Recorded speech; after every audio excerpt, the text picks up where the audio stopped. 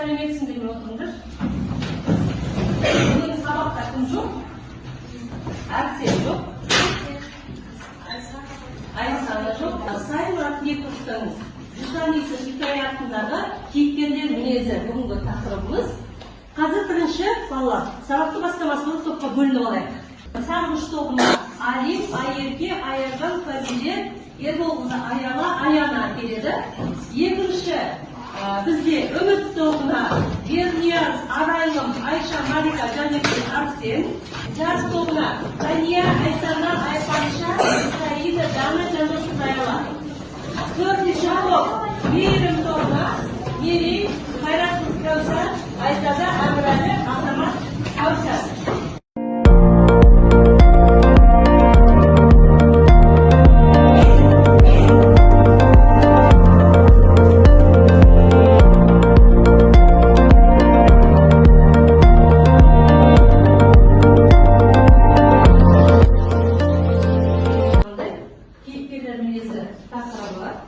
Ал біздің сабақтың оқу мақсаты шығарма композициясындағы белгілі бір эпизодтың алатын маңызына негіздеме жасау бірінші, екіншісі кейіпкерлер жүйесінің заманауи жаңашылдығын өзара салыстырып баға беру.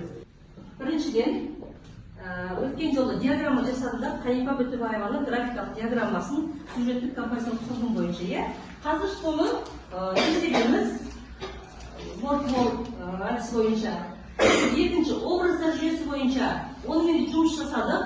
Қазір сәйкестендіру жұмысын жасалып, аяғында көркемдеуші құралдармен жұмыс жасаймыз. Бұның ең бірінші Малика тұра ғой, оқиғаның басталуы. Қай жерде басталды? Соны апара ғой, басталуы. Көшіп келеді. Жақсы. Екінші Алим. Оқиғаның байланысы. Оқиға қай жерде байланысты? Апара ғой, оқиғаның байланысын. Үшінші, келе ғой, өзің? Мерей. Үшінші, оқиғаның дамуы. Қай жерде оқиға дамыды? Дамуы. Айерке дайын отырамыз, қас келесіге? Оқиғаның дамуы. Жақсы, Айерке келе ғой. Оқиғаның шиеленісуі. Қай жерде оқиға шиеленісті? Айқанша келесі шарттау шегіне дайын отыра ғой. Оқиға шиеленісті.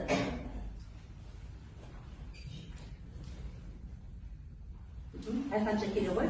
Ең соңына арайлы дайын отыра, шешіміне қазір дайын отыра ғой. Шарттау шегі бізде балалар үйінен кетуі дейді.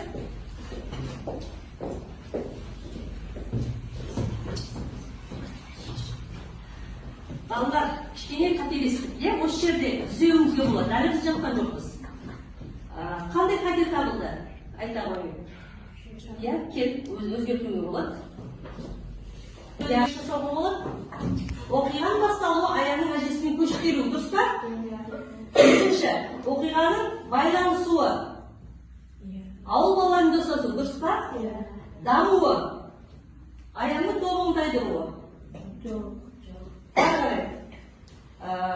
Шарттау шегімен бізде енді шиеленісу қалып тұр. Әжесінің қайтыс болуы, шарттау шегі. Қайсысы? Қай жерде қате кетіп тұр? Шарттау шегі қайсысы? Әжесінің қайтыс болуы деп бұлай алайық. Әжесінің қайтыс болуы шарттау шегі. Дұрыс па?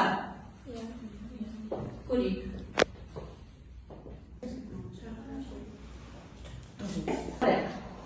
Мына жерде адам есімдер берілген, қате берілген, сипаттар берілген. Аяның біріншісін оқиды бізде, Фазилет оқи ғой. Аяның досы ауылда бірінші адамның атырған. Ол Есікбай ма? Ол кім еді? Есікбай. Жоқ, мынау кім? Мынау кім? Мына кісілердің ішінде кім? Қайсысы? Садық. Дұрыс па? Дұрыс па? Келесісін оқиды, Саида оқиды. Қаттырақ оқимыз. Әжесінің қималысы аяның әжесі қайтыс болғанда Аяны асыламаған әйелі екеуі айымға дұрыс көтерілмейді. Oldu. Баба? Iya, terus biasa. Айзада оқи қой. Қайсар зерек өте ақкөңіл, мейірімді, ақылды және де жетім бала болып суреттеледі. Тобығын шығарып алып, сол аяғын сүйретіп жүретін. Ертегілер шығарады, өте мейірімді бала, сонымен қатар өте тартып, ақылды, білімді, зерек және ақкөңіл бала болды. Аян, келсеңіз бе? Дұрыс. Балалар көрмеше кішкене жақындайды, сен тұрып жақында болады. Келесі, Сиданголу деген оқи ғой. Қатқан ұзын жүгіргенде алдына жас алмайтын өзі төбелесі қор, соққар бала кейде қараптан қарап келе жатып, әркімге бір орнатып деді, әлі жеткенді аяқта. Дұрыс па? Тұржан ба? Есікбай дейді, иә. Жақсы, отыра ғой. Бізде келесі оқиды Жандос Қызаяға. Деген атымен белгілі. Финал ізін себебі төбелескенде үнемі бас етіп тыңайтын. Одан ауылдың көп баласы қорқатын еді. Оған тек Есікбай тек келе алған. Ол кім бізде? Тұрлауық деген аты бар. Кім?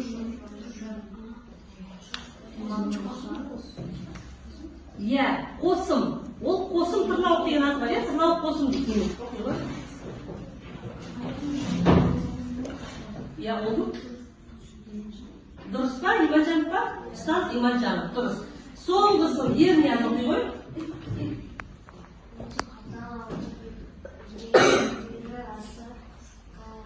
Қатыгез.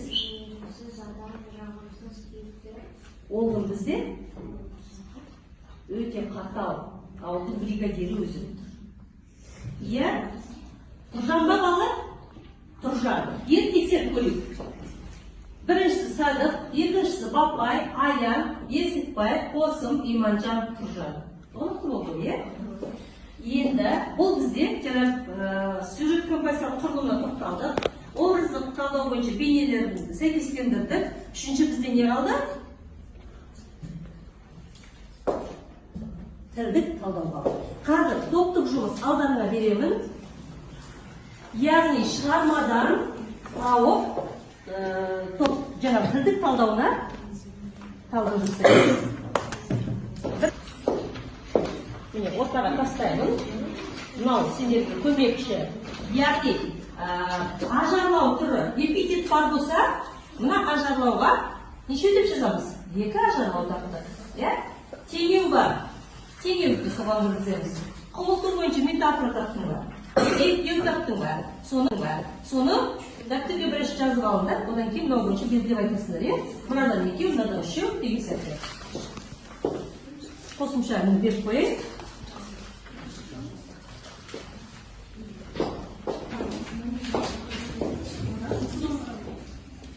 Қосымша қарап отырыңдар.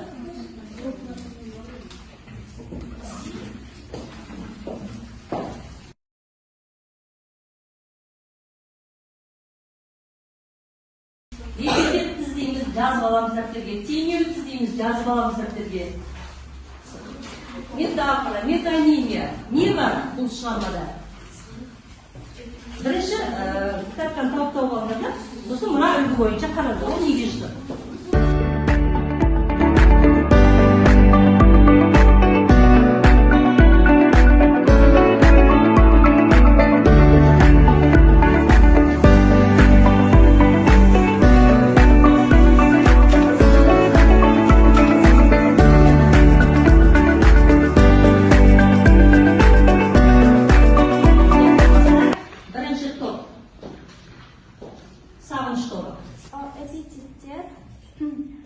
Тұмшалап, ызғырық жел, сосын теңеу, арыстанша, қас батырдай,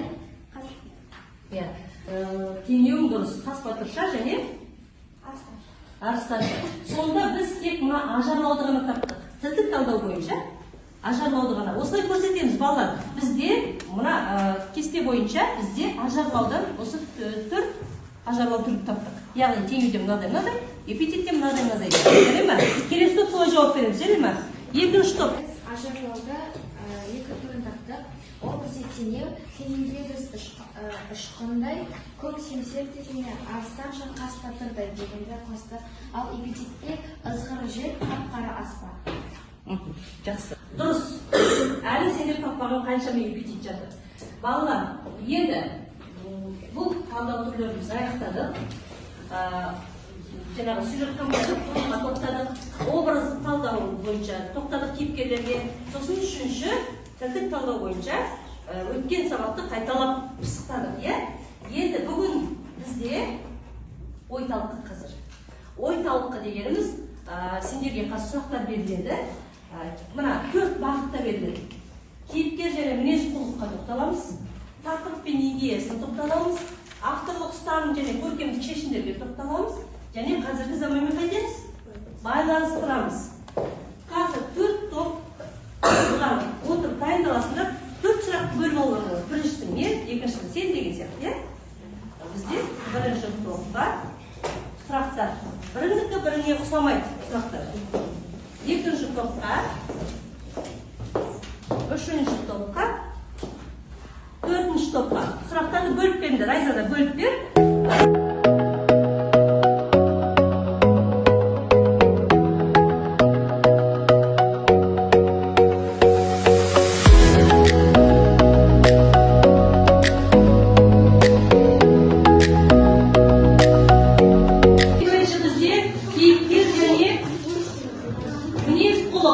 Осы бойынша әр топтың жауабын сұрап шығамын. Қазір бірінші топ.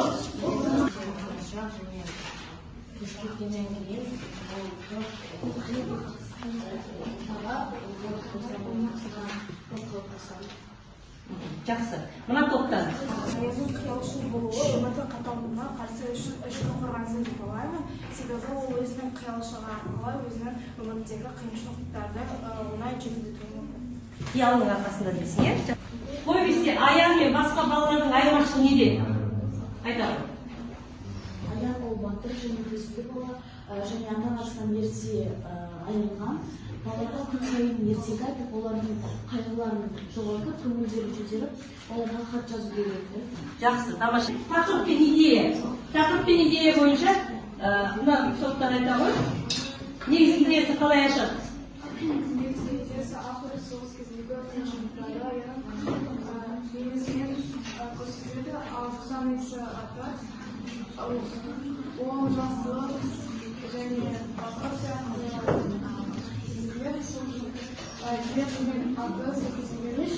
Жақсы. Иә, жусан иісі нені символдайды? Нені символдайды?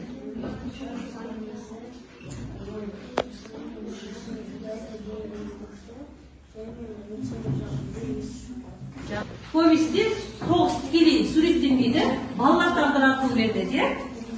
Бұның әсері қандай?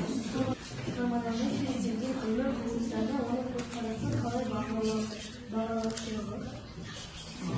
Жақсы. Мына топта?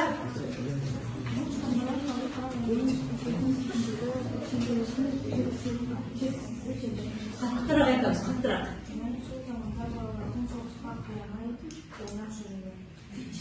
Жақсы. Жақсы. Мына топта Айша жауап береді. Ол өсет алапта ақылды батылды бала. Ол ертегіні ойынан бастырып айтып береді. Ал қазіргі оқушы көбінесе ұялы телефон қарайды және Аян сияқты сабақты талаптанып оқымайды. Жақсы.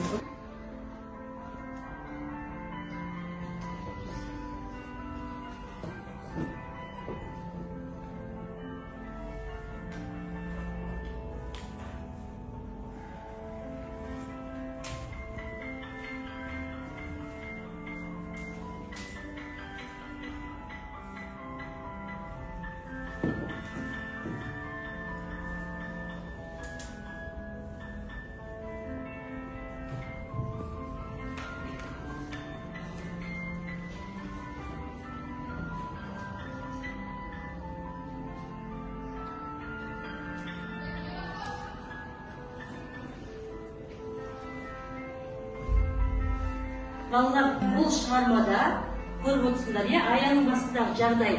Қанша жерден ол қайғы көрседе, соғыс, алай-дүлей, ішкі сезім, жаңағы тоштасу болса да, бірақ баланың бойында не бар?